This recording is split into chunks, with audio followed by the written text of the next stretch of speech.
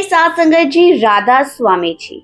संगत जी, सबसे पहले आज एक भाई ने बाबा जी से पूछा, बाबा जी अगर हम अपने पैसों को बिना सोचे बिना समझे इधर उधर अनावश्यक खर्च कर देते हैं या गलत काम में लगा देते हैं तो क्या इससे भी कर्म बनते हैं?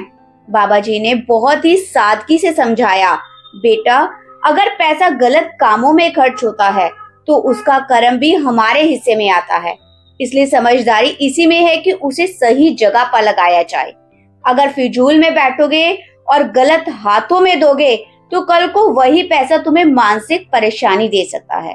बेहतर यही है कि या तो उसे बैंक में रखो या किसी ऐसी जगह लगाओ जहाँ उसका सही उपयोग हो। फिर एक उसी भाई ने पूछा, बाबा जी लेकिन पैसे को सही तरीके से खर्च करने का मतलब क्या है? बाबा जी मुस्कुराते हुए बोले, बेटा पैसों का सही इस्तेमाल करने का बहुत से रास्ते हैं। जैसे मैंने कहा, बैंक में रखो, जरूरतमंदों की मदद करो, किसी अच्छे कार्य में लगाओ जहां से मन को सुकून मिले और किसी का भला भी हो। सवाल खत्म होने के बाद वह भाई बोला, बाबा जी मेरे और मेरे परिवार पर अपनी कृपा हमेशा के लिए बनाए रखना। बाबा जी ने प्रेम भरी मुस्कान के साथ सिर हिलाया। इसके बाद एक भाई ने बाबा जी से प्रश्न किया, बाबा जी महाराज जी के समय अक्सर कहा जाता था कि परिवार से ज्यादा मोह नहीं रखना चाहिए क्योंकि यही लगाव आगे चलकर हमारे सबसे बड़े दुख का कारण बनता है। तो फिर हम अपने परिवार के प्रति सच्चा प्यार कैसे रखें? बाबा जी ने बहुत ही कोमलता और स्नेह के साथ उत्तर दिया, बेटा महाराज जी ने कभी ऐसा नहीं कहा कि यहाँ आकर रिश्ते मत निभाओ या परिवार से मोह मत रखो। संतों के वचनों को हमेशा उनकी गहरे अर्थों में समझना चाहिए। महापुरुषों ने कभी ये नहीं कहा कि अपने परिवार से प्रेम मत करो। उनका भाव ये था कि प्रेम और जिम्मेदारियां दोनों में संतुलन बनाए रखना बहुत जरूरी है। संसार में रहो, अपने कर्तव्यों को पूरी तरह से निभाओ, अपने परिवार की देखभाल करो, लेकिन उसी के साथ साथ मालिक को भी याद करो, भक्ति करो, नाम सिमरन को कभी मत भूलो। फिर बाबा जी ने आगे समझाया, समस्या तब आती है जब इंसान किसी एक छोर पर चला जाता है, या तो परिवार में इतना उलझ जाता है कि मालिक को याद ही नहीं करता, या फिर संसार से पूरी तरह से किनारा कर लेता है। दोनों ही रास्ते संतुलन से बाहर है। जीवन का असली रहस्य यही है कि हम प्रेम, कर्तव्य और भक्ति तीनों के बीच सही संतुलन बनाकर चलते रहें। यही रास्ता सच्ची शांति और सुख की ओर ले जाता है। इसके बाद एक लड़की ने माइक लिया और भावुक स्वर में बोली, थैंक यू बाबा जी, आपका बहुत शुक्रिया जो आपने मुझे आज यह मौका दिया कि मैं आपसे बात कर सकूं। उसे आगे कहा, मैं सेवा भी करती हूँ, सत्संग में भी जाती हूँ, लेकिन मेरे माता पिता धीरे धीरे से राह से दूर होते जा रहे हैं। आप उनका हाथ हमें रखना, उन्हें अपने से अलग कभी भी मत होने देना। बाबा जी ने प्यार से समझाया, बेटा उन्हें समझाने की कोशिश मत करो, एक अच्छी बेटी बनो, अपने कर्मों से दिखाओ कि यह राह कितनी सुंदर है। जब वे देखेंगे कि तुम्हारे अंदर क्या बदलाव आया तो खुद ही समझ जाएंगे। दबाव डालने से नहीं, प्रेम से परिवर्तन आता है। फिर उस लड़की ने एक और सवाल पूछा कि बाबा जी मेरी मम्मी आज भी पुराने रिवाजों और वहमों में विश्वास रखती है, जैसे नजर लगना, कुछ काम करने से अपशगुन होना वगैरह। क्या इनमें सच में कोई सच्चाई होती है? तो बाबा जी ने धैर्य से समझाया, बेटा पुराने लोग अपने जीवन में जो सीखा उसी को ही सच मान लेते थे। बचपन में जो बातें उसके मन में बैठाई गई वे आसानी से मिटती नहीं हैं। लेकिन हमें ये नहीं भूलना चाहिए कि जो कुछ भी हमारे जीवन में होता है वे हमारे अपने ही कर्मों का फल है। किसी का नजर या वहम से किसी का भाग्य नहीं बदलता। जो होना है वे हमारे कर्मों के अनुसार ही होना है। फिर लड़की मुस्कुराई और बोली, बाबा जी मेरी मम्मी बहुत स्ट्रांग है, आप उन्हें और स्ट्रांग बना देना। ये सुनकर बाबा जी हल्के से मुस्कुराए और हंसते हुए बोले, अगर वह पहले से ही स्ट्रांग है और मैं उन्हें और स्ट्रांग कर दूं, तो फिर उन पर तो बोझ पड़ जाएगा। ये सुनकर पूरी संगत हंसी से गूंज उठी। लड़की ने तुरंत कहा, बाबा जी मेरा मतलब था कि वह हर दुख पर, हर परेशानी को बहुत ही सहजता से सह लेती हैं, किसी से कुछ नहीं कहती।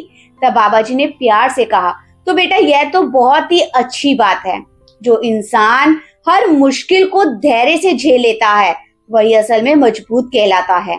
फिर एक बीबी ने कहा बहुत ही प्यार से, बाबा जी मुझे तो लगता है कि ब्यास किसी स्कूल जैसा है, आप उसके प्रिंसिपल हैं, हजूर जी वाइस प्रिंसिपल, पाठी जी टीचर हैं और हम सब आपके स्टूडेंट हैं। तो उनकी ये बात सुनते ही पूरी संगत ठाकुर से गूंज उठी। बाबा जी भी मुस्कुरा दिए। बाबा जी ने आगे कहा, बाबा जी अगर आपके सत्संग YouTube पर अपलोड कर दिए जाए तो वह संगत जो यहाँ नहीं आ पाती वह भी प्रश्नोत्तर और सत्संग का लाभ ले सकती है, इससे बहुत प्रेरणा मिलेगी। तो बाबा जी ने मुस्कुराते हुए कहा, बेटा मैं तो इतने सालों से समझा रहा हूँ, लेकिन लगता है अभी तक किसी ने ठीक से समझा ही नहीं। फिर हल्के से मजाक में आगे बोले, चलो अब तुम ही कर लो ये काम, इन बातों को तुम YouTube पर डाल देना, शायद तुम्हारी आवाज में लोग समझ जाएं, मेरी तो अब तक किसी ने सुनी नहीं। बाबा जी की ये बात सुनते ही पूरा मंडल हंसी से गूंज उठा। इसके बाद एक भाई भावुक स्वर में बोले, बाबा जी मैं आपको बहुत ही प्यार करता हूँ, मैं नियमित रूप से भजन सिमरन करता हूँ, अपनी ड्यूटी भी निभाता हूँ, लेकिन आपके स्वरूप के दर्शन मुझे सिर्फ एक बार हुए हैं, उसके बाद फिर कभी नहीं हुए, ऐसा क्यों? तो बाबा जी ने बहुत ही करुणा और प्रेम से उत्तर दिया, बेटा मालिक जो कुछ एक बार दे देता है वे कभी वापस नहीं लेता, उसकी ओर से कृपा कभी कमी नहीं आती, फर्क सिर्फ हमारे ध्यान में आता है। जब हमारा ध्यान बिखर जाता है तो हम खुद ही उस अनुभव से दूर हो जाते हैं।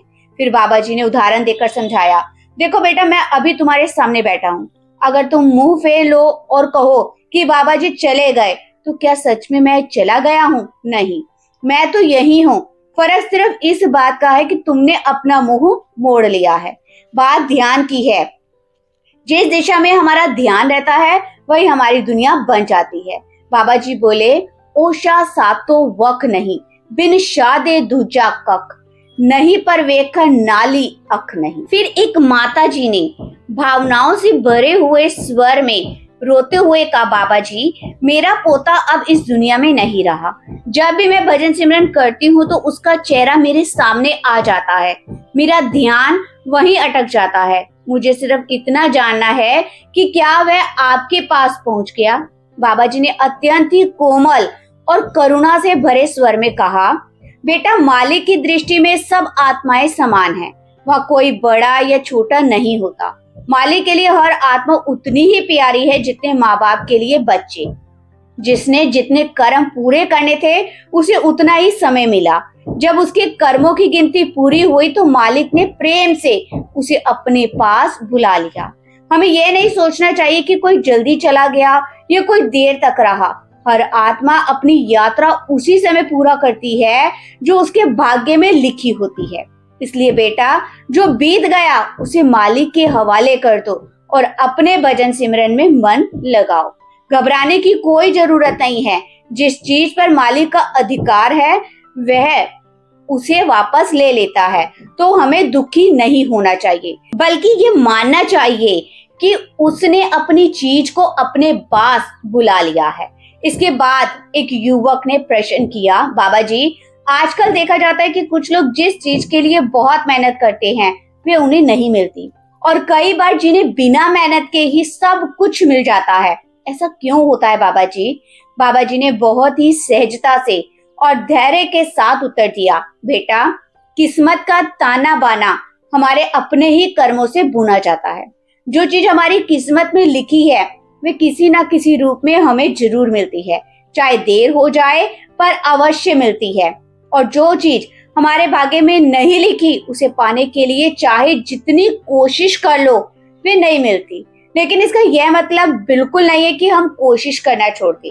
मेहनत तो हमारा धर्म है, कर्म है। मालिक ने हमारे लिए क्या अच्छा तय किया है यह हम नहीं जानते, इसलिए हमें लगन से प्रयास करते रहना चाहिए और हर परिस्थिति में मालिक के बहाने में रहना सीखना चाहिए। इसके बाद एक सेवादार ने विनम्र स्वर में पूछा, बाबा जी, महाराज जी कहा करते थे कि अंधे में क्या ताकत कि वे आंख वाले को पकड़ सके, इसका क्या मतलब है? बाबा जी ने शांत स्वर में उत्तर दिया, बेटा, जब तक गुरु की कृपा नहीं होती तब तक इंसान चाह कर भी आध्यात्मिक राह पर नहीं चल सकता। मनुष्य अपनी इच्छा से गुरु तक नहीं पहुंच सकता, बल्कि गुरु की अपनी दया से उसे अपने तक खींचते हैं। वही गुरु हमें वे आंख देते हैं जिससे हम भीतर की सच्चाई को देख सके। ये आंखें बाहरी आंखें नहीं होती, ये तो वो विवेक है और पहचान की आंखें होती है। जब तक ये दृष्टि नहीं मिलती तब तक इंसान बाहर की चमक दमक में ही उलझा रहता है और अपने भीतर के उस सत्य को नहीं पहचान पाता। गुरु की कृपा ही वह दीपक है जो हमारे भीतर के अंधकार में प्रकाश भर देता है। फिर एक बहन ने हाथ जोड़कर बाबा जी से पूछा कि बाबा जी, संत महापुरुष तो जीवन भर भक्ति और सेवा में लगे रहते हैं, फिर भी देखा जाता है कि उन्हें ही सबसे ज्यादा, सबसे अधिक कष्ट सहने पड़ते हैं, कभी शरीर के तो कभी मन के। पुराने समय में हर संत की कहानी पढ़े तो पता चलता है कि उन्होंने भी गहरे दुख झेले थे। ऐसा क्यों होता है बाबा जी? बाबा जी ने हल्के से मुस्कुराए और बोले, बेटा, इस संसार में जन्म ही कर्मों के कारण होता है, लेकिन संतों के अपने कोई भी व्यक्तिगत कर्म नहीं होते। वे तो दूसरों के लिए उदाहरण बनकर आते हैं। अगर उनका जीवन हमेशा सुख और सुविधा में बीते तो हमें कौन सिखाएगा कि दुखों में भी ईश्वर से जुड़कर कैसे जिया जाता है। जब संत स्वयं विपरीत परिस्थितियों से गुजरते हैं और फिर भी उनकी भक्ति में जरा सी भी कमी नहीं आती, तब वे अपने आचरण से हमें ये समझाते हैं कि सच्चा प्रेम और श्रद्धा परिस्थितियों पर नहीं, विश्वास पर टिके होते हैं। इसलिए हमें उनके जीवन से सीख लेनी चाहिए, ना कि केवल उनके शब्दों से। फिर एक बहन ने प्रश्न किया कि बाबा जी, कुछ लोग कहते हैं कि जब नाम दान लेने जाओ तो माथे पर बिंदी नहीं लगानी चाहिए, क्योंकि उसी स्थान पर द्वार 10वां द्वार होता है और बिंदी से वह द्वार बंद हो जाता है। कि ये सच है बाबा जी? बाबा जी ने ये सुनकर मुस्कुरा दिए, फिर बड़े ही प्यार से बोले, बेटा, क्या बिंदी लगाने से वह रास्ता बंद हो जाता है? क्या बिंदी कोई ताला है जो आत्मिक द्वार पर लग जाए? यह सुनते ही सारी संगत हंस पड़ी। बाबा जी ने आगे कहा, बेटा, हमें इन बाहरी बातों में नहीं उलझना चाहिए। बिंदी लगाना या ना लगाना ये पूरी तरह आपकी व्यक्तिगत पसंद है। इसका आध्यात्मिकता से कोई भी लेना देना नहीं है। भक्ति भीतर से होती है। माथे पर क्या लगाया है या नहीं लगाया, इससे मालिक से जुड़ाव पर कोई भी फर्क नहीं पड़ता। फिर एक बीबी ने विनम्र स्वर में पूछा, बाबा जी, अगर बिना योजना के गर्भ ठहर जाए और बच्चा 1 से 1.5 महीने का हो जाए, जिसकी अभी धड़कन भी शुरू ना हुई हो, और माँ गर्भपात करवा ले, तो क्या उससे भी हमारे कर्म बनते हैं? तो बाबा जी कुछ पल शांत रहे, फिर कोमल आवाज में बोले, बेटा, जो भी मालिक देता है उसकी कदर करनी चाहिए। जीवन उसका दिया हुआ वरदान है। इतना कहकर बाबा जी ने विषय को आगे नहीं बढ़ाया, पर इस सवाल पर ज्यादा बात नहीं की। फिर एक भाई ने बड़े ही सादे भाव से प्रश्न किया, बाबा जी, हम जिंदगी में बहुत सी योजनाएं बनाते हैं, सोचते हैं कि ये करेंगे वह करेंगे, लेकिन जब हालात हमारी सोच के मुताबिक नहीं चलते तो बहुत दुख होता है। ऐसी स्थितियों में हमें क्या करना चाहिए? तो बाबा जी ने बड़ी ही शांति से संगत की ओर देखा और मुस्कुराते हुए बोले, बेटा, यहाँ बैठे हर इंसान के अपने अपने सपने हैं, अपनी अपनी योजनाएं हैं, लेकिन अगर हर किसी की योजना पूरी होने लगे तो फिर तो यहाँ तबाही ही आ जाएगी। इसलिए मालिक वही करता है जो हमारी असली भलाई के लिए सबसे ज्यादा उचित होता है।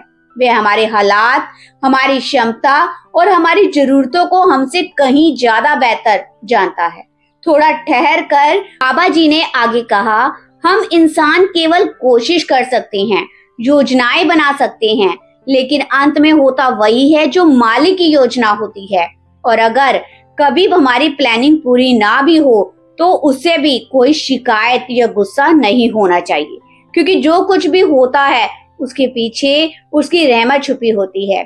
फिर बाबा जी ने वाणी का हवाला देते हुए कहा, तेरा पाना मीठा लागे, यानी जो कुछ भी मालिक की मर्जी से होता है वह मीठा ही होता है। जब हम उसके भाने में को स्वीकार कर लेते हैं तो वही हमें अपनी रहमत और कृपा से नवाजता है। फिर एक भाई ने भावुक होकर बोला, बाबा जी, मैं हर शनिवार अपनी माँ को सत्संग लेकर आया करता था, लेकिन इस बार जब हम रास्ते में ही थे तो उन्होंने वही अंतिम सांस ली। मैं उन्हें सत्संग तक नहीं पहुंचा सका। ये बात मुझे बहुत दुख देती है। ये कहते हुए उसकी आंखें भर आई। बाबा जी ने अत्यंत ही करुणा भरे स्वर में कहा, बेटा, जिसे मालिक अपने पास बुलाना चाहता है उसे कोई रोक नहीं सकता।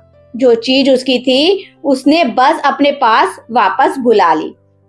इसमें हमें दुख नहीं करना चाहिए। यहाँ आकर हम भावनात्मक रूप से एक दूसरे से जुड़ जाते हैं, ये स्वाभाविक है, लेकिन सत्य यही है कि एक दिन सभी को इस संसार से चले जाना है। मालिक जब भी किसी को बुलाता है अपने प्रेम और अपनी मौत से बुलाता है। कब कौन कैसे जाएगा ये पूरी तरह उसी के हाथ में, इसीलिए उसका भाड़ा मानकर हमेशा शांत रहना ही सच्ची भक्ति है। फिर एक युवक ने प्रश्न किया, बाबा जी, मेरे एक दोस्त है जो बहुत ही मांसाहार खाता है। मैंने उसे कई बार समझाने की कोशिश की है, लेकिन वह नहीं मानता। मैं क्या करूं? क्या मुझे ऐसे दोस्त का साथ छोड़ देना चाहिए? बाबा जी ने शांति से उत्तर दिया, बेटा, किसी पर अपने विचार थोपना ठीक नहीं है। जैसे हमें अच्छा लगता है कि कोई हमारी सोच का सम्मान करे, वैसे ही हमें भी दूसरों की सोच की कदर करनी चाहिए। अगर वह आपको मांस खाने के लिए मजबूर करे तो क्या आपको अच्छा लगेगा? नहीं ना। ठीक उसी तरह हमें भी उसे मजबूर नहीं करना चाहिए। हर व्यक्ति की अपनी जिंदगी है, अपनी समझ है, अपने ही कर्म हैं। हमें बस ये ध्यान रखना चाहिए कि हमारे अपने सिद्धांत और मार्ग कहीं ढीले ना पड़े। दूसरों के कर्म उनके हैं, लेकिन हमें अपने रास्ते पर स्थिर रहना है। उसी युवक ने फिर एक प्रश्न पूछा, बाबा जी, मेरा दोस्त पूछ रहा था कि क्या दहेज लेना सही है? उसने कहा था कि आपसे पूछकर बताए। बाबा जी ने गंभीरता से कहा, बेटा, हमें किसी से कुछ मांगना नहीं चाहिए।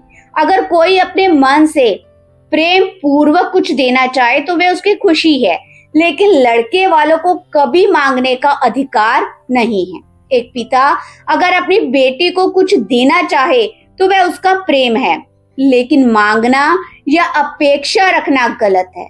याद रखो, असली आनंद तो उस कमाई में है जो अपने हक और अपनी मेहनत से मिली हो। मुफ्त में मिली चीज भी इंसान कभी कदर नहीं करता। फिर एक भाई ने बड़ी सादगी से प्रश्न किया, बाबा जी, जब मैं भजन सिमरन करता हूँ तो कई बार आपके सत्संग की जो वीडियो मैंने YouTube पर देखी होती है वही दृश्य मेरे ध्यान में आने लगते हैं। उस समय मुझे क्या करना चाहिए? बाबा जी मुस्कुराए और बहुत ही सहज भाव से बोले, बेटा, तस्वीरें, वीडियो या फोटो जैसी चीजें केवल बाहरी सहारे हैं। ये साधन मन को एकाग्र करने में मदद करते हैं ताकि सिमरन की लय हमारे अंदर बनी रहे। लेकिन ये यात्रा की मंजिल नहीं है, इनका काम बस शुरुआत करवाना है। असली भजन सिमरन तब शुरू होता है जब ध्यान भीतर टिक जाता है, जब मन बाहरी रूपों से हटकर अंदर की शांति में डूबने लगता है। मालिक तो हमारे भीतर है, लेकिन हम उसे बाहर खोजते रहते हैं। फिर इसी लड़के ने एक प्रश्न किया, बाबा जी, मुझे गाना गाने का और डांस करने का भी बहुत शौक है, लेकिन मेरा परिवार मेरा साथ नहीं देता। उनका कहना है कि इन चीजों में भविष्य नहीं बनता। वही मेरे कुछ रिश्तेदार मुझे प्रोत्साहित करते हैं। मैं उलझ गया हूँ कि किसकी सुनूं, माँ बाप की या रिश्तेदारों की? बाबा जी ने मुस्कुरा कर समझाया, बेटा, माता पिता हमेशा अपने बच्चों की भलाई ही चाहते हैं। उन्होंने जिंदगी देखी है, अनुभव किया है, इसलिए वे जानते हैं कि कौन सा रास्ता तुम्हारे लिए सुरक्षित है और कौन सा जोखिम से भरा है। उनका इरादा बस इतना होता है कि तुम अपने पैरों पर खड़े हो सको, जीवन में स्थिरता पा सको। फिर बाबा जी ने नरम स्वर में कहा, अगर तुम्हें सच में विश्वास है कि गायन और नृत्य के क्षेत्र में तुम ईमानदारी से आगे बढ़ सकते हो और उससे अपनी रोजी कमा सकते हो, तो इस राह पर जरूर चलो। लेकिन पहले अपने माता पिता से प्यार और सम्मान के साथ बात करो, उन्हें समझाओ। जब वह देखेंगे कि तुम गंभीर हो, मेहनती हो और अपने आप ही अपने सपने की जिम्मेदारी को निभा रहे हो, तो वह भी तुम्हारे साथ खड़े हो जाएंगे। जब जीवन में संतुलन आएगा, यानी कला और जिम्मेदारी दोनों साथ चलेंगे, तब सब कुछ अपने आप सहज से ठीक हो जाएगा। सवाल एक भाई ने पूछा, हजूर जी, जब हम ध्यान में बैठते हैं तो मन लगातार इधर उधर भटकता रहता है। कभी अपने परिवार की चिंता, कभी नौकरी के काम, कभी अतीत की गलतियों का ख्याल। क्या इसका मतलब यह है कि हमारी साधना कमजोर है? क्या हम परमात्मा की ओर पूरी तरह झुके नहीं हैं? तो हजूर जी ने उत्तर दिया, बेटा, मन का भटकना साधना की कमजोरी नहीं है, बल्कि यह हमारी पुरानी आदतों और वर्षों से जमा हुई मानसिक गतिविधियों की ताकत को दर्शाता है। हजूर जी ने कहा, ध्यान का मतलब यह नहीं कि आपका मन एकदम स्थिर है और शांत हो जाए। असली साधना यह है कि जब भी मन भटके, आप उसे धीरे धीरे अपने भीतर की आत्मा और परमात्मा की ओर मोड़ते रहें। जैसे कोई बच्चा धीरे धीरे चलना सीखता है, फिर गिरता है, फिर उठकर चलता है, वैसे ही मन भी अभ्यास से सीखता है। हजूर जी ने समझाया कि हम वर्षों तक अपने मन को दुनिया की चीजों, दुनिया की चिंताओं और आदतों में डुबा कर रखते हैं। अब जब हम उसे ध्यान में बैठाते हैं तो वह असहज महसूस करता है, वह भागना चाहता है, पुराने सुखदायक तरीकों में वापस जाना चाहता है। उन्होंने यह भी कहा कि जब मन बार बार भटके तो डरिए मत, गुस्सा मत होइए, इसे प्यार से पकड़िए और धीरे धीरे उसे फिर से आत्मा की ओर मोड़ लीजिए। हर बार जब आप ऐसा करेंगे, आपका मन और आत्मा दोनों मजबूत होंगे। यही असली साधना है। वास्तविक भक्ति ये नहीं कि मन कभी भटके ही नहीं। वास्तविक भक्ति ये है कि हर बार जब भटकता है मन, आप उसे प्रेम से और समझ से फिर परमात्मा की ओर ले आए। हजूर जी ने अंत में एक बहुत ही सुंदर बात कही, साधना का परिणाम तुरंत नहीं दिखता, लेकिन जो नियमित अभ्यास करता है वही धीरे धीरे अपने भीतर एक स्थिर शांति, एक गहरी आत्मीय अनुभूति और परमात्मा के निकटता का अनुभव महसूस करता है। दूसरा सवाल एक लड़की ने पूछा, हजूर जी, कई बार जब हम सेवा करते हैं तो लगता है कि मेहनत का कोई फल नहीं मिल रहा, थकान और निराशा मन में बढ़ जाती है। ऐसे समय में हम सेवा को कैसे लगातार और सच्चे मन से कर सकते हैं? हजूर जी ने इसका उत्तर दिया, बेटा, सेवा केवल बाहरी काम नहीं है, ये मन की और आत्मा का अभ्यास है। जब आप सेवा को केवल कर्तव्य या फल पाने की दृष्टि से देखते हो तो थकान और निराशा स्वाभाविक है। हजूर जी ने कहा कि सच्ची सेवा वही है जिसमें मन और आत्मा दोनों शामिल हो। जब आप सेवा करते समय किसी का भला सोचते हैं, किसी को सहज और खुश देखना चाहते हैं, तो थकान कम महसूस होती है और मन को संतोष मिलता है। याद रखो, सेवा का मूल उद्देश्य अपनी आत्मा की उन्नति और परमात्मा की भक्ति है, ना कि कोई पुरस्कार या मान्यता। जब निराशा आए तो उसे रोकने की कोशिश मत करो, उसकी जगह ध्यान के भीतर उस प्रकाश को देखो जो सेवा से जागृत होती है। यह प्रकाश छोटे छोटे कार्यों में, किसी मुस्कान में, किसी की मदद में या किसी को राहत पहुंचाने में मिलती है। सेवा का आनंद तभी बढ़ता है जब आप परिणाम की अपेक्षा छोड़ दें। जैसे सूर्य अपनी किरणें निरंतर देता है, चाहे कोई देखे या ना देखे, वैसे ही आपका किया गया काम भी अपने आप मूल्यवान और प्रभावशाली है। यही साधना और सेवा का सबसे बड़ा रहस्य है।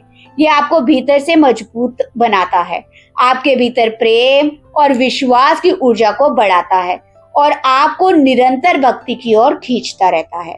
हजूर जी ने अंत में जोर देकर कहा कि सच्ची सेवा में धैर्य, प्रेम, निस्वार्थ भाव सबसे महत्वपूर्ण है। जब आप इन्हें अपनाते हैं तब हर थकान और निराशा स्वयं ही कम हो जाती है और मन को संतोष और शांति का अनुभव होता है। यही सेवा का वास्तविक फल है।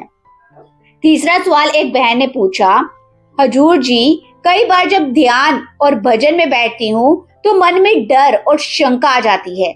लगता है कि मैं सही रास्ते पर नहीं हूँ, भक्ति में मेरी कोई कमी रह गई है। ऐसे समय में मुझे क्या करना चाहिए? हजूर जी का उत्तर, बेटी, डर और शंका का हर साधक के मन में आती है। ये आपकी भक्ति की कमी नहीं, बल्कि मन की संवेदनशीलता और सच की खोज को दर्शाता है। हजूर जी ने कहा कि जब भी मन में शंका आए तो उसे डरिए मत, उसे अपने भीतर देखिए। समझिए कि ये केवल मन की प्रतिक्रिया है, इसे अपने ऊपर हावी मत होने दीजिएगा। शंका और भय को पहचानिए, पर अपने भीतर के प्रकाश और प्रभु के प्रति प्रेम को मजबूत कीजिए। याद रखो, साधना का अर्थ ये नहीं कि मन कभी भी नहीं भटकेगा। साधना का अर्थ है हर बार जब मन भटके उसे प्रेम और समझ से वापस परमात्मा की ओर लाना। जैसे कोई बच्चा धीरे धीरे चलना सीखता है, गिरता है और फिर उठकर चलता है, वैसे ही साधक भी धीरे धीरे अपनी शंका और भय को पार करके आत्मा की ओर बढ़ता है। ध्यान और भजन में बैठते समय अपनी श्वास, ध्यान का केंद्र और प्रभु का रूप हमेशा याद रखो। हर बार जब शंका आए उसे प्रेम से पहचानो और फिर ध्यान में वापस आ जाओ। यही अभ्यास धीरे धीरे मन को स्थिर करता है, आत्मा को शांति देता है और हमारी भक्ति को मजबूत बनाता है। हजूर जी ने अंत में कहा, सच्ची भक्ति वही है जिसमें साधक अपने डर और शंका को अपने ऊपर हावी ना होने दे, बल्कि उन्हें अपने भीतर की शक्ति और प्रकाश में बदल दे। यही मार्ग और यही अभ्यास आत्मा को गहरा अनुभव कराता है।